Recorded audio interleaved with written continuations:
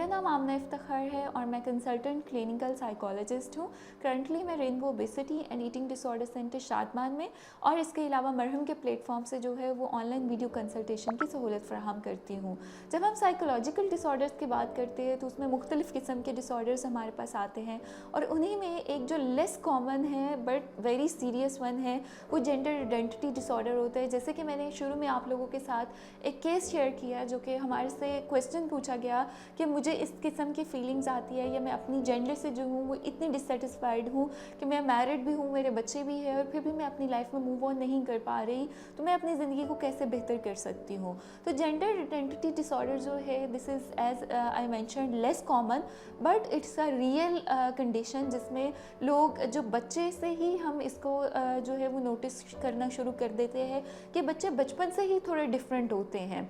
बचपन से ही हमने ये देखा है कि इन बच्चों की जो जेंडर आइडेंटिटी होती है वो डिस्टर्ब होना शुरू हो जाती है। जैसे अगर वो बच्चियां हैं तो उनको लड़कों के जैसे तैयार होना, लड़कों की जैसी कटिंग करना, लड़कों वाले खेल जो होते हैं वो पसंद होते हैं। और अगर हम लड़कों की बात करें तो अक्सर हमने ये देखा है कि छोटे बच्चे जब अपनी बहनों की तरह तैयार होते हैं तो अक्सर उनको मजाक में जो है वो बात ख़त्म कर दी जाती है और उसको सीरियस नहीं लिया जाता। तो ये अर्ली वार्निंग साइंस होते हैं जो हमें बहुत अर्ली से पता चलता है कि हो सकता है ये बच्चा या बच्ची जो है वो जेंडर आइडेंटिटी डिसऑर्डर का शिकार हो या उनको उस टाइम पर उनकी जो जब नॉर्म्स डेवलप हो रहे होते हैं, उनकी जो आइडेंटिटी डेवलप हो रही होती है वो इफ़ेक्ट होना शुरू हो जाती है, जो कि टीन एज में बहुत प्रोमिनेंट हो जाती है कि उनकी जो लाइक्स डिसलाइक्स होती है। अगर वो लड़की है और उसको लड़के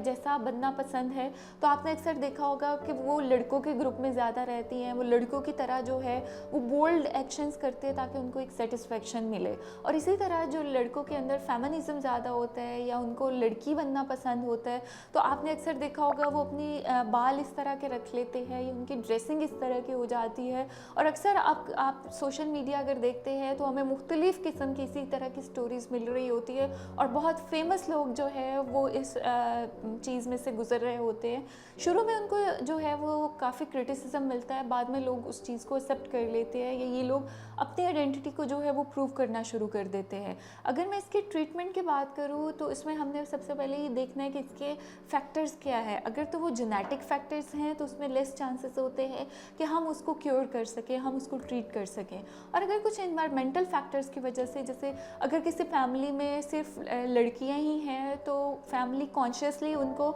लड़का बनाना शुरू कर देती है, लड़कों की तरह ट्रीट करना शुरू कर देती है, तो वहाँ पर हम फैमिली काउंसलिंग में जाते हैं, वहाँ पर हम इंडिविजुअल थेरेपी में जाते हैं। या अगर इसी तरह से लड़के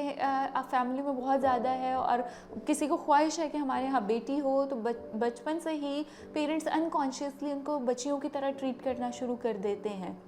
तो यहाँ पर हमने ये आइडेंटिफाई करना है कि अब हम ट्रीटमेंट जो है वो उसकी बायोलॉजिकल इश्यूज़ के देखते हुए करेंगे या उनके एनवायरमेंटल इश्यूज़ को करेंगे। और आजकल science is like proven that कि यहाँ पर बहुत सारी पाकिस्तान में भी इवन जेंडर ट्रांसफॉर्मेशन जो सर्जरीज़ हैं वो हो रही है, जिसके साथ अगर इन लोगों में बहुत स्ट्रॉन्ग उनकी ट्रेट्स जो हैं वो अपोजिट जेंडर की है तो वो उसको ट्रांसफ़र भी कर देते हैं, जिसके पीछे बहुत सारी जो होती है वो साइंटिफिकली प्रूफ्स भी मौजूद होते हैं। लेकिन इस चीज़ को अगर हम अर्ली एज में आइडेंटिफाई कर ले तो वहाँ पर अगर इन बच्चों को बेहतर ट्रीट किया जाए तो ये अपने आप को एक नॉर्मल लाइफ की तरफ वापस ला सकते हैं। तो इन चीज़ों को इग्नोर ना करें, इनको सीरियस लें। और मेरा पेरेंट्स को एक एडवाइस होगी कि अगर आपका बच्चा इस किस्म के कोई भी मसले का शिकार है तो फ़ौरन उसके लिए आप प्रोफेशनल्स के साथ अपॉइंटमेंट बुक करवाएं ताकि उन इश्यूज़ को अर्ली स्टेजेस पर एड्रेस किया जा सके।